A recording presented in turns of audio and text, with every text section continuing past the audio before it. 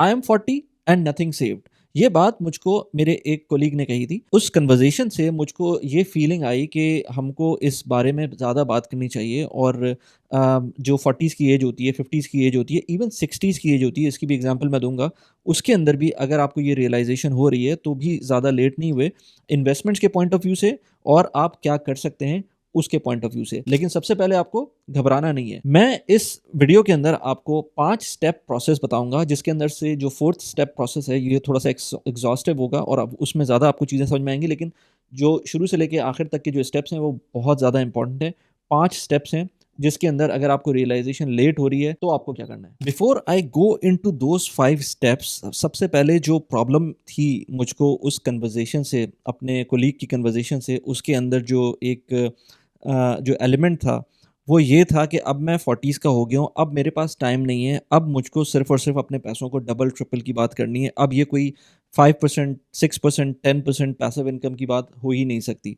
उसको मैंने इसमें समझाया और उसके बाद उसने मेरी बात खैर नहीं सुनी और उसके बाद उसने कुछ गलतियाँ की, जिसके अंदर अभी रिसेंटली उसने कुछ क्रिप्टो के अंदर इन्वेस्ट किया, कुछ ऐसे स्टॉक्स के अंदर इन्वेस्ट किया जिसमें डे ट्रेडिंग की। और वो समझ रहा था, क्योंकि होता ये है कि जब इस तरह की आप ट्रेडिंग करते हैं, क्रिप्टो के अंदर इन्वेस्ट करते हैं या फॉरेक्स के अंदर इन्वेस्ट करते हैं, तो आपको कभी ना कभी उसमें प्रॉफिट्स भी मिलते हैं। जब आपको प्रॉफिट मिलते हैं तो आपको लगता है कि आपने सब कुछ समझ लिया है, सिस्टम को समझ लिया है, now you can not make any mistake. और उसके अंदर आप फिर जब गलतियां शुरू होती हैं, गलतियां भी नहीं, जब आपके साथ ब्लंडर शुरू होते हैं, तब आपको पता चलता है कि देर हो चुकी है और उसमें ज्यादा पैसे आप ज़ाया कर चुके होते हैं। सो भाई साहब ने भी इसी तरह से किया। इवेंचुअली मैंने उसको बोला कि यार इस तरह से नहीं करते। मैंने उसको 5 स्टेप्स बताए और ये बात हम अपने कोहोर्ट में भी बात करते हैं, क्योंकि हमारा एक कोहोर्ट चलता है, मेरा नदीम भाई हमाद का एक कोहोर्ट है, लाइव कोहोर्ट होता है। उसके अंदर हम मनी माइंडसेट की बात करते हैं। लिंक्डइन पे अगर आप हैं तो आपने अगर फॉलो कर रहे होंगे तो उसके अंदर आपको मिलेगा। मेरा अपना एक कोर्स भी है बाय द वे। अगर जीसीसी कंट्रीज़ में आप रहते हैं तो उस कोर्स को ज़रूर लें, क्योंकि वो कोर्स आपको बताता है कि आपकी इन्वेस्टमेंट्स किस तरह से होनी चाहिए, जो पैसिव इन्वेस्टमेंट्स है किस तरह से होनी चाहिए, मनी माइंडसेट, उसमें भी मैंने कुछ डिटेल्स बताई हैं। लेकिन ये जो लाइव कोहोर्ट है उसके अंदर एक पूरे हफ्ते का कोहोर्ट है और उसके अंदर आपको 3 लोगों के साथ एक मौका मिलता है कोचिंग का, जिसमें मैं भी होऊंगा, हमाद भी होंगे और नदीम भी होंगे। तो उसको भी आप जाके ज्वाइन कर सकते हैं। लिंक अगेन मैंने डिस्क्रिप्शन में डाला हुआ है। खैर, जो भाई साहब ने गलती की वो बिल्कुल भी नहीं कीजिएगा कि आपकी ये सोच आ जाए कि अब जो मेरे पास पैसे हैं, अब उन्हीं पैसों से मुझको डबल ट्रिपल का काम करना है, क्योंकि वो तो आपके वो जो पैसे हैं वो भी ज़ाया हो जाएंगे। ये अपने दिमाग में रखें। अब जो 5 स्टेप्स मैंने बताए आपको, जिसके जिक्र किया मैंने, वो कौन कौन से हैं। तो पहले स्टेप के ऊपर आपको पॉजिटिव होना बहुत इंपॉर्टेंट है। Being positive is very important, क्योंकि आपने ये रियलाइज़ कर लिया है, यही बड़ी बात है। अगर आपकी 40s में एज है, 50s में एज है, तो आपने रियलाइजेशन कर ली है, तो ये बहुत इंपॉर्टेंट है कि आपने समझ लिया है कि अब ये प्रॉब्लम में आप आगे आने वाले हैं। जब भी आपको ये रियलाइजेशन हो गई है, अब आपको अपनी बोर्ड्स को चेंज करना है। अब आपको ये सोचना है जिन लोगों के साथ मैं रहता हूँ, अगर वो मेरी थिंकिंग से अलाइन नहीं है तो क्या मुझको उनके साथ अपनी जो इंटरेक्शन है वो लिमिटेड कर देनी चाहिए। क्योंकि मैंने ये देखा है कि जो रेगुलर व्हाट्सएप ग्रुप्स वगैरह होते हैं उसके अंदर अगर आप हैं तो आप उसी तरह से बन जाते हैं, उसी तरह की बातें करने लगते हैं। सो इट इज़ इम्पॉर्टेंट कि आप अपने जो अपने जो सराउंडिंग्स हैं उनको चेंज करें। जब आप अपनी सराउंडिंग्स को चेंज करेंगे तभी जाकर आपके साथ कोई पॉजिटिव इम्पैक्ट आना शुरू होगा। मोटिवेशन एक चीज़ होती है। आपको मैं मोटिवेशन दे सकता हूँ कि जो केएफसी का बाबा था, कर्नल सैंडल, वो जब 60 ईयर्स की एज के अंदर जाकर पहला केएफसी फॉर्म कर सकता है और उसके बाद केएफसी को देखें कहाँ पर पहुंचा हुआ है। हेनरी फोर्ड ने जो अपनी फोर्ड कंपनी बनाई थी वो भी 40 ईयर्स की एज में स्टार्ट की थी, फाउंड की थी। इसी तरह से जो रे क्रॉक है, जिसने मैकडोनल्ड को एक्वायर किया था, उसने 60 ईयर्स की एज में मैकडोनल्ड को एक्वायर किया था। सो ये age is just a number. ये कोई जो फ्रेज़ है ये कोई out of the thin air नहीं आया, ये वाकई ऐसी बात है। मैंने खुद ऐसे लोगों को देखा है जो 40s में, 50s में, 60s में अपना नया पर्पस तलाश करते हैं और उसके बाद अपनी ज़िंदगी को ट्रांसफॉर्म करते हैं। क्योंकि 60s के बाद ज़िंदगी ख़त्म नहीं होती है, 50s के बाद ज़िंदगी ख़त्म नहीं होती है। You have to keep on working. मैंने यूट्यूब स्टार्ट किया था 40 ईयर्स की एज के अंदर और उसके बाद मुझको ये लग रहा है कि मैं अपनी जो भी मेरे पास नॉलेज है मैं ट्रांसफॉर्म करता हूँ, लोगों से सीखता हूँ, लोगों को थोड़ा बहुत सिखा देता हूँ जो मुझे पता होता है। क्योंकि ये जो एक प्रोसेस है इन्फॉर्मेशन का, टू एंड फ्रो का, ये बहुत ही इंपॉर्टेंट है। ये आपके माइंड के लिए इंपॉर्टेंट है। ये आपकी माइंड की एक्टिविटी को स्टिमुलेट करने के लिए बहुत इंपॉर्टेंट है। सो अपने माइंडसेट को चेंज करें। So being positive is the first step.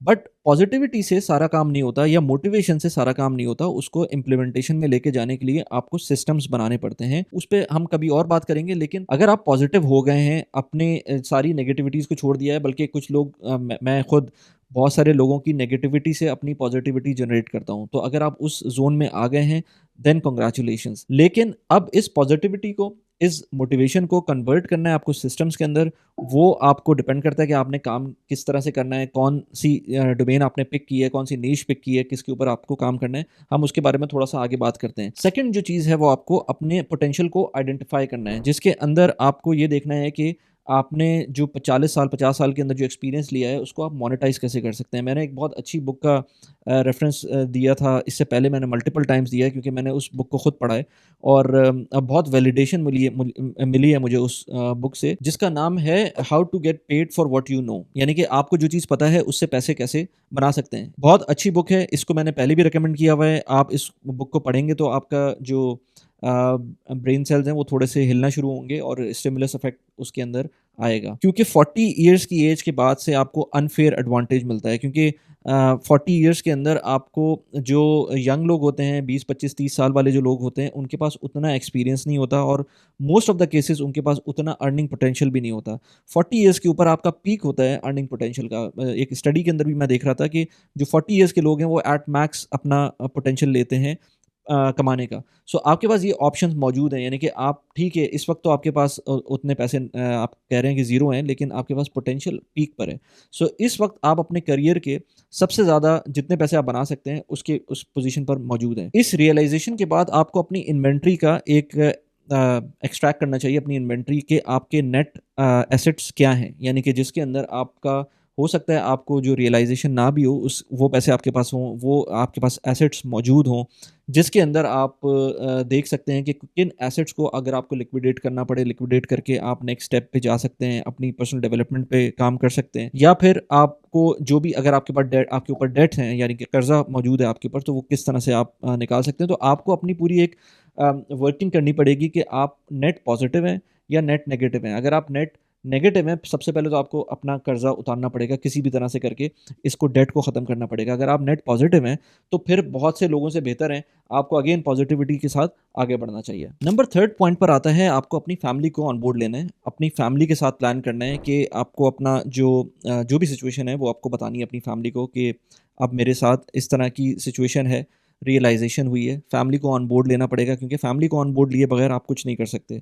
So it is very important कि आप एक-एक चीज़ अपनी फैमिली को बताएँ, उनसे कम्युनिकेट करें, अपनी स्पाउस से कम्युनिकेट करें, अपने बच्चों के साथ कम्युनिकेट करें, हर चीज़ के बारे में ट्रांसपेरेंट हो जाएँ। जब आप ट्रांसपेरेंट होंगे और आपको काम करता हुआ लोग देखेंगे, तो ऑटोमैटिकली उनके दिल के अंदर भी ये चीज़ आएगी कि हमें भी अब कुछ कंट्रीब्यूशन करनी चाहिए, क्योंकि एक बंदे से काम नहीं होता। जैसे मैंने अपने कोर्स में ही कहा था कि जब भी कोई प्लेन क्रैश हो रहा होता है, तो प्लेन क्रैश का जो रीज़न होता है वो एक बंदा नहीं होता। ना वो सिर्फ़ एक पायलट होता है, ना वो सिर्फ़ एक जो एयर ट्रैफ़िक कंट्रोलर होता है, ना कोई लेट्स से फ्लाइट का इंजीनियर होता है। कोई एक बंदा नहीं होता, उसमें मल्टीपल रीज़न्स इन्वॉल्व होते हैं। इसी वजह से, इसी तरह से अगर कोई फैमिली के साथ कोई प्रॉब्लम आती है, तो एक बंदे को या एक इंडिविजुअल को ब्लेम करना सही नहीं होगा। ये एक कलेक्टिव एफ़र्ट होती है और कलेक्टिव एफ़र्ट के अंदर सब लोगों को मिलके काम करना चाहिए और सब लोगों को उसके अंदर जो अपलिफ्ट करना है, अपने आप को अपलिफ्ट करने के लिए सबको काम करना चाहिए। मैंने अपनी फैमिली के अंदर देखा है कि जब मैं खुद अपलिफ्ट होना शुरू हुआ, मैंने अपने यूट्यूब पे वीडियोज़ बनाना शुरू की, उसका इम्पैक्ट आते-आते काफ़ी टाइम लगा। तकरीबन 1 डेढ़ साल तक मेरी फैमिली को समझ नहीं आ रहा था कि हो क्या रहा है। लेकिन जब उसका इम्पैक्ट आना शुरू हुआ, तो अब मेरे तीनों बेटों ने यूट्यूब स्टार्ट किया हुआ है। बड़े बेटे ने तो माशाल्लाह से पहले से स्टार्ट किया हुआ था और उसका काफ़ी अच्छा यूट्यूब चल रहा है। लेकिन अब छोटों ने भी स्टार्ट कर दिया, क्योंकि उनको नज़र आ रहा है कि इसके अंदर पोटेंशियल है और मुझको देखते हुए जो मैं काम करता हूँ उसको देखते हुए और जो फीडबैक उनको भी मिलती है, उनके स्कूल्स के अंदर इस तरह से होता है कि वो उनको आइडेंटिफ़ाई किया जाता है, तो उनको मज़ा आता है इस तरह से, तो वो अपलिफ्ट फैमिली पूरी अपलिफ्ट अपलिफ्ट होती है। जब फैमिली अपलिफ्ट होगी, जब फैमिली को समझ में आएगा, वो एक डायरेक्शन में काम करेगी, तो ऑटोमैटिकली चीज़ें बेहतर होना शुरू हो जाएँगी। आप कितना भी कर लें, कितनी भी नेगेटिविटी आ जाए कहीं से, लेकिन अगर आपकी फैमिली ने सोच लिया है कि एक तरफ एक डायरेक्शन में जाना है, तो उसको फिर कोई नहीं रोक सकता। मैंने एक पॉडकास्ट में नदीम साहब से पूछा था, जो मेरे साथ कोहोर्ट कर रहे हैं, उनसे पूछा था कि जब उनकी जॉब गई थी, तो उन्होंने किस तरह से उसको कोप अप किया था, तो उन्होंने बड़े मज़े से बताया था कि मैं अपने सीईओ के पास गया, जो कि उनकी वाइफ़ थी। तो उनको अपना पूरा सिचुएशन बताई, खुद सीएफओ थे वो। तो उन्होंने अपना पूरे जब सिचुएशन बताई, तो उनकी वाइफ़ ने खुद ही अपने स्टेप्स बताना शुरू कर दिए कि अब ये करना है, ये करना है, ये करना है। हमको किस तरह से कहाँ-कहाँ पर कट डाउन कर सकते हैं हम। तो सीईओ खुद बताता है कि आपको क्या-क्या करना चाहिए। बीइंग अ सीएफओ, आपको ज़्यादा मेहनत नहीं करनी, सिर्फ़ आपको ट्रांसपेरेंट होना है। तो अगर आप ट्रांसपेरेंट होंगे, तो ऑटोमैटिकली आपकी चीज़ें बेहतरी की तरफ जाएँगी। वॉरेन बफ़े की भी बड़ी एक मशहूर एग्ज़ाम्पल है। उसने कभी भी अपने बच्चों को जो जितनी वेल्थ है उसके पास, उसने उस तरह से उनको ट्रांसफ़र नहीं की। वो ट्रस्ट के अंदर उनकी वेल्थ है। उसी वजह से उसके उनके जो बच्चे हैं, they live comfortably of course, but at the same time वो स्पॉइल्ड नहीं हुए। तो ये चीज़ें बहुत इंपॉर्टेंट हैं। अगर आपके पास पैसे हैं भी, इन केस नहीं भी हैं, बहुत सारे लोगों के पास नहीं भी होते, तब भी वो बच्चों को स्पॉइल कर रहे होते हैं। लेकिन स्पॉइल्ड ना करना बहुत ही ज़्यादा इम्पोर्टेंट है। एक ख़ास लेवल के ऊपर मॉडरेशन के अंदर चलना चाहिए। नाउ नंबर 4th पॉइंट के ऊपर अब आपको ये तो पता चल गया है कि आपने रियलाइज़ेशन कर ली है, अपनी फैमिली को भी ऑन बोर्ड कर लिया है, आपने एक पॉजिटिव माइंडसेट पे भी आ गए हैं, लेकिन प्रैक्टिकली आपको क्या करना है? तो प्रैक्टिकली करने के लिए आपको जो सबसे पहले आपके पास पैसे नहीं है तो आपको ट्रैक एंड ट्रेस तो करना ही पड़ेगा। अगेन इस ट्रैक एंड ट्रेस के अंदर मैं जब बात करता हूँ तो कुछ लोग ऑफेंड हो जाते हैं, वो कहते हैं यार हम 1-1 दिरहम, 2-2 दिरहम, मैं यूएई में रहता हूँ तो मैं यूएई की बात करूँगा, 1-1 2-2 दिरहम को क्यों ट्रैक करें?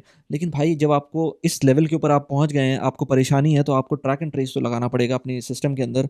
मेरे पास एक गूगल शीट का एक सिस्टम है, बहुत ही सिंपल सा सिस्टम है। गूगल शीट के ऊपर मैं ये काम कर रहा होता हूँ अपने मोबाइल के थ्रू, अपने आईपैड के थ्रू, अपने लैपटॉप के थ्रू मेरे पास ये सिस्टम मौजूद है। हर महीने के एंड के ऊपर मैंने उसको कंसोलिडेट करना होता है और मेरे पास आ जाता है कि मेरी गाड़ी के अंदर कितना खर्चा हुआ। मैं अगर आज मुझसे कोई पूछे आज कि पिछले 1.5 साल के अंदर मेरी गाड़ी में महीने के कितने खर्चे हुए, कितना फ्यूल लगा, कितने सर्विस पे खर्चा हुआ, कितनी पार्किंग मैंने पे की, पार्किंग को भी मैंने इंक्लूड किया हुआ है।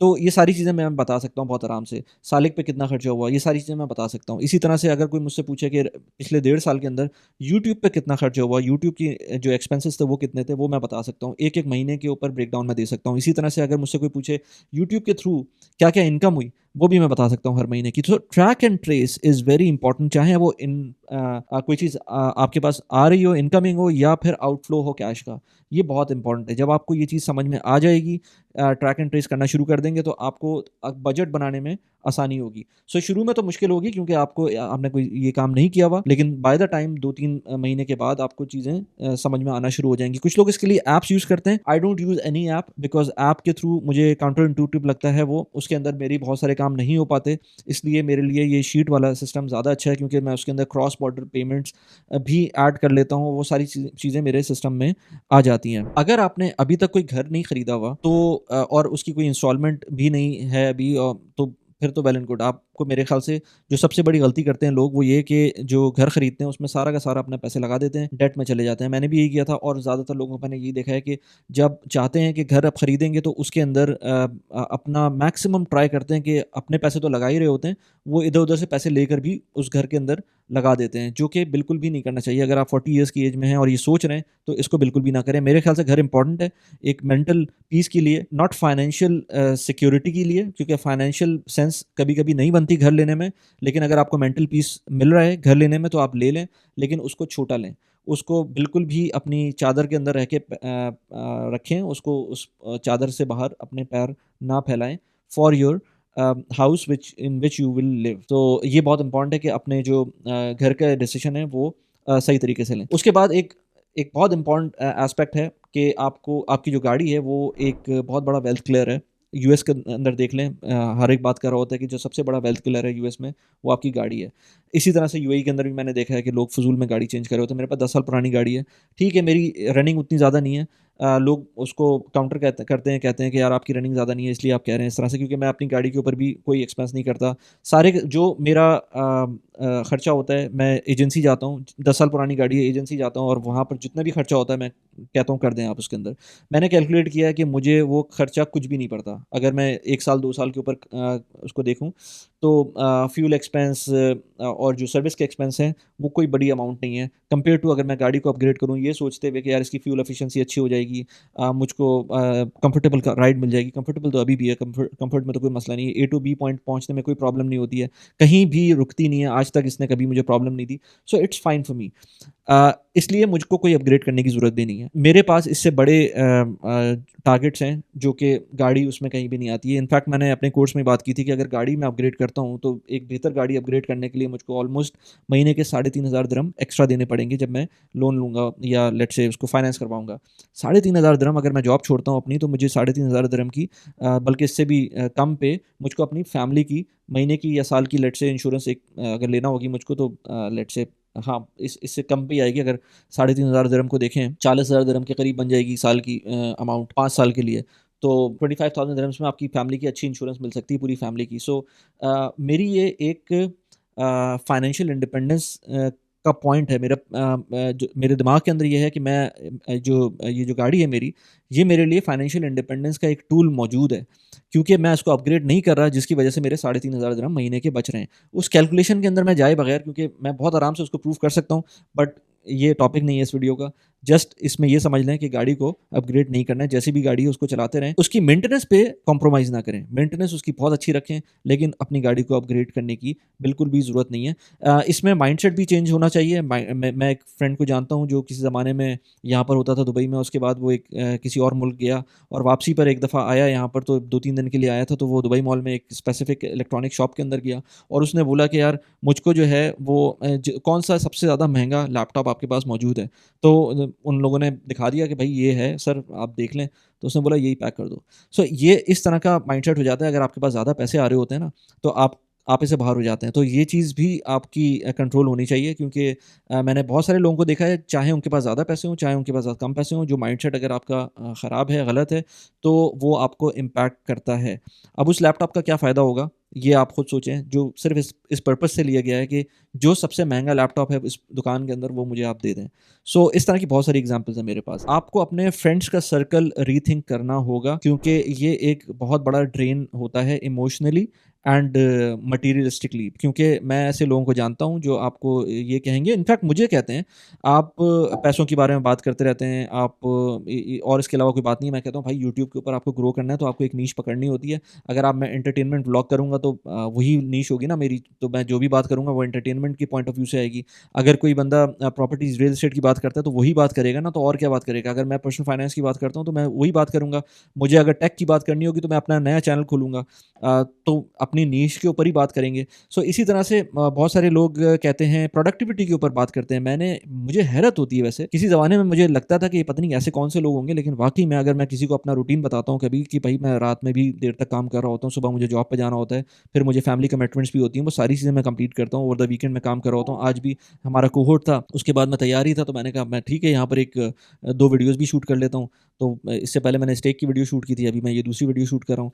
जब मैं उनको ये रूटीन बताता हूँ तो वो ऑफेंड हो जाते हैं। वो कहते हैं कि यार ये आप ये कोई लाइफ़ तो नहीं हुई। मैंने कहा मेरे लिए तो कोई प्रॉब्लम नहीं है। मैं इसी टाइम में मैं 2 घंटे बाहर भी गया था अपनी फैमिली के साथ।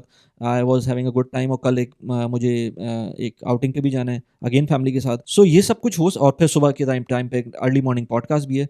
फ़रिया के साथ पॉडकास्ट है, नेशनल बॉन्ड की प्रोडक्ट हेड हैं, उनसे भी बात करनी है मुझको। उनसे जब मैं मिला तो उनकी स्टोरी मुझे बड़ी इंटरेस्टिंग लगी, तो उनके साथ मैंने कहा so many things are going on. आपको अपने उन दोस्तों से हटना पड़ेगा जो पैसों के बारे में गलत माइंडसेट रखते हो, खर्च करने का माइंडसेट रखते हो, फ़ुज़ूल का खर्च नहीं करना चाहिए, पर्पसफुली खर्च करना चाहिए।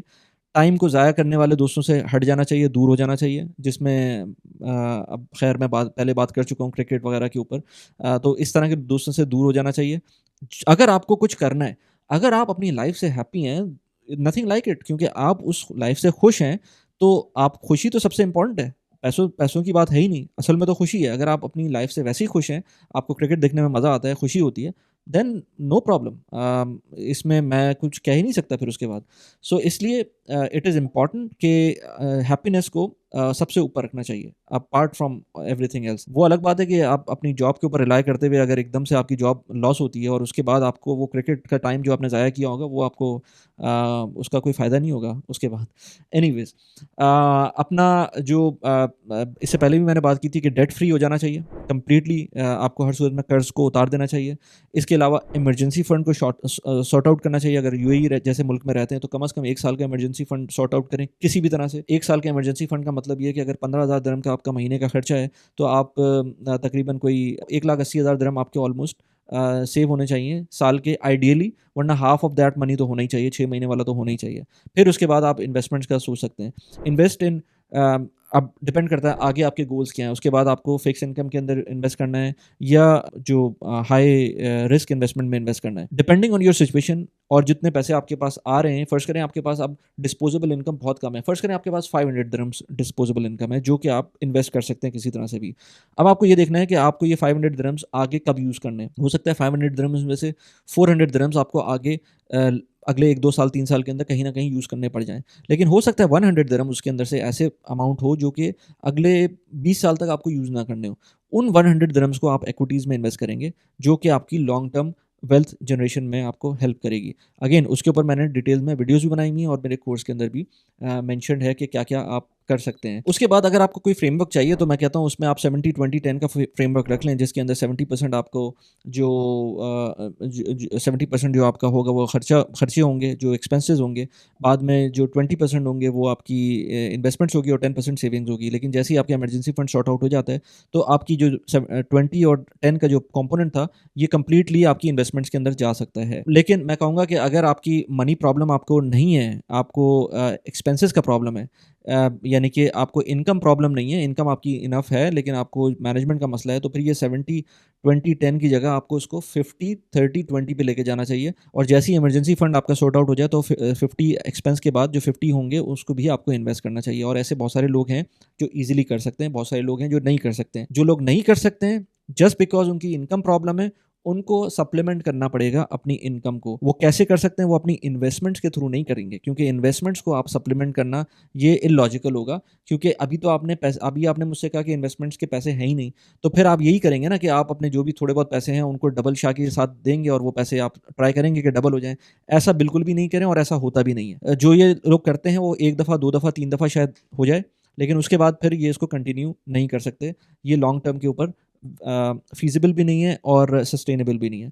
सो फॉर दैट रीज़न आपको अपनी जो 40s की एज में आकर आपको जो आपके एक्सपीरियंसेस हैं उसको एम्प्लीफाई करना है। आपको देखना है कहाँ पर आप लोगों को कंसल्टेंसी प्रोवाइड कर सकते हैं। आजकल ऑनलाइन के अंदर आप बहुत कुछ कर सकते हैं। शुरू में नहीं होगा। मैं नदीम भाई की एग्ज़ाम्पल देता हूँ, उन्होंने 200 या 250 फ्री कंसल्टेंसी कॉल्स दी थी। मैं अपनी एग्ज़ाम्पल दे सकता हूँ, मैंने भी फ्री तो नहीं दी थी, लेकिन मैंने शुरू से ही कंसल्टेंसी कॉल्स के चार्जेस रखे हुए थे and as the time progressed मैंने उसको रैंप अप किया है। मैं बहरूज की एग्ज़ाम्पल दे सकता हूँ, मेरे साथ वीडियोज़ करते हैं वो भी। उन्होंने शुरू में जो अपनी कंसल्टेंसी कॉल्स रखी हुई थी, वो $70 पर आवर की थी। आज उनकी $250 पर आवर की कंसल्टेंसी कॉल्स हैं। तो इसी तरह से आपके पास कोई ना कोई स्किल होगी जो आप इम्प्रूव कर सकते हैं। और मैं ये नहीं कह रहा कि यूट्यूब पर जाएँ, आपको लिंक्डइन के ऊपर ही अपनी स्किल्स को इम्प्रूव करना चाहिए। मेरा एक कोलीग है फ्रॉम इजिप्ट, हाँ, इजिप्ट का ही है वो।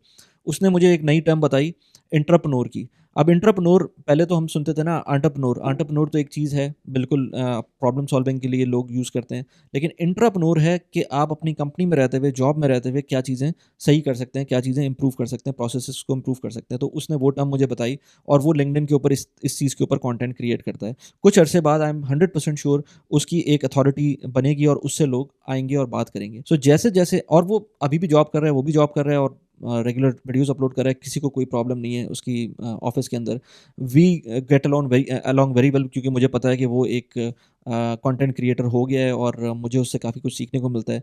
बाकी लोग भी हमें देख रहे होते हैं, मज़ाक कोई भी नहीं उड़ाता। बिलीव मी, आप जब ऑनलाइन जाएँगे तो कोई मज़ाक नहीं उड़ाएगा और जो मज़ाक उड़ाएगा, आप उसका मज़ाक उड़ाएँगे बाद में। सो इसलिए ये परेशान होने की बात नहीं है कि आपको लोग क्या कहेंगे, क्योंकि लोग तो फिर भी कहेंगे जब आपके पास कुछ नहीं होगा, और लोग फिर आपके सामने कुछ नहीं कहेंगे जब आपके पास सब कुछ होगा या आपके पास कहने को बहुत कुछ होगा। ये मैंने खुद भी फ़ील किया हुआ है और एक्सपीरियंस किया हुआ है। सो लोगों की बातों में तो बिल्कुल भी ना आएँ। सो ये एक फ्रेमवर्क था जो 4th पॉइंट के अंदर मैंने डिस्कस किया। इसके अलावा जो 5th पॉइंट है वो बहुत इंपॉर्टेंट है। इसके अंदर आपको अपनी हेल्थ की केयर करनी है, क्योंकि 40s के बाद आपकी हेल्थ डाउनवर्ड जा रही होती है, जिसके ऊपर मैं भी एक गिल्टी हूँ, क्योंकि मैंने उस तरह से जो रिजीम था मेरा, because of so much of things going on in the life, मैं उसको फॉलो नहीं कर पा रहा। लेकिन लाइफ इज़ वेरी जो हेल्थ है वो बहुत इंपॉर्टेंट है। आधा घंटा मेरे ख़्याल से देना चाहिए अपने आप को जिम के लिए, और मेरे ख़्याल say that is more than enough, लेकिन मैं वो भी नहीं कर पा रहा हूँ। So this is a message for my self as well कि आगे मैं उसके लिए थोड़ा-सा करूँ, थोड़ा-सा उसमें मेहनत करूँ उसके लिए, और बाकी सबके लिए भी कि ये चीज़ तो आप पैरेलल में स्टार्ट कर दें। जब भी आपको रियलाइज़ेशन हो गई है तो हेल्थ के लिए तो आप फॉर द फर्स्ट थिंग ये चीज़ स्टार्ट करनी चाहिए, पहले दिन ही हिट कर दें जिम को और उसके बाद छोड़ें ना। जिम ना भी करें, आप वॉकिंग कर सकते हैं, रनिंग कर सकते हैं और बहुत सारे काम कर सकते हैं। जिम जाना ही एक जो है ना एक मुझको भारी चीज़ लग रही होती है। मेरे कदम वहीं रुक जाते हैं जैसे ही मैं जिम का सोच रहा होता हूँ। पहले मैं वॉकिंग रनिंग करता था, मुझे मुश्किल नहीं लगता था। मुझे जिम जाना ज़्यादा मुश्किल लगता है, हालाँकि वॉकिंग रनिंग के अंदर टाइम बहुत ज़्यादा ज़ाया होता था। ऑल्दो कि मैं उसमें भी कंटेंट सुन रहा होता था, कुछ ना कुछ कर रहा होता था, लेकिन जिम के अंदर वाक़ई थोड़ा-सा एक मुश्किल होता है अगर आपका सेटअप ना बना हो। अगेन उसमें बात वही आती है कि मोटिवेशन एक चीज़ होती है, मोटिवेशन को सिस्टम्स में डालना दूसरी चीज़ होती है। जब आपके सिस्टम्स क्रिएट हो जाएँगे तो बहुत ईज़िली आप मोटिवेटेड रह सकते हैं। मैं वीडियोज़ जो बना रहा होता हूँ वो पर्सनल फाइनेंस, प्रोडक्टिविटी इन चीज़ों पे वीडियोज़ बनाता हूँ। मैं मल्टीपल प्लेटफ़ॉर्म्स को यूज़ करता हूँ यहाँ रहते हुए, यूएई में रहते हुए, चाहे वो क्राउड फंडेड प्रॉपर्टीज़ हों या स्टॉक्स के प्लेटफ़ॉर्म्स हों, डिफरेंट प्लेटफ़ॉर्म्स के ऊपर मैं बात करता हूँ। अमाना हो गया, सर्वा हो गया, बराका हो गया, स्मार्ट क्राउड, क्रिप्टो ब्लॉक या जो भी प्लेटफ़ॉर्म्स हैं उनको आप यूज़ कर सकते हैं। लिंक्स मैंने डिस्क्रिप्शन में दिए हुए हैं। अगर आपको अकाउंट खोलना है तो आपको रेफरल बोनस मिल सकते हैं। भले वो $200 हो, 200 दिरहम्स हो, $100 हो, $25, मतलब हर डिफरेंट प्लेटफ़ॉर्म के ऊपर आपको डिफरेंट इंसेंटिव्स मिलते हैं, जब भी आप मेरा रेफरल लिंक यूज़ करते हैं। इसके अलावा अगर आपको कुछ मोटिवेशन और चाहिए तो मैंने एक पॉडकास्ट की थी विद तैयब हनीफ। उनके साथ कैसे उन्होंने $1 मिलियन, कैसे वो $1 मिलियन बनाते हैं थ्रू हिज़ जॉब। यहाँ पर उस वीडियो का लिंक लगा दिया है। इसके अलावा मैंने एक ललित के साथ पॉडकास्ट की थी जो कि इंडियन है और मेरे साथ पॉडकास्ट पे आए थे और अपना पूरा प्रोसेस बताया था कि बीइंग एन इंडियन किस तरह से वो पैसे इन्वेस्ट करते हैं। यहाँ पर उस वीडियो का लिंक लगा दिया। कैसी लगी वीडियो प्लीज़ मुझे बताएगा। Thanks for watching the video.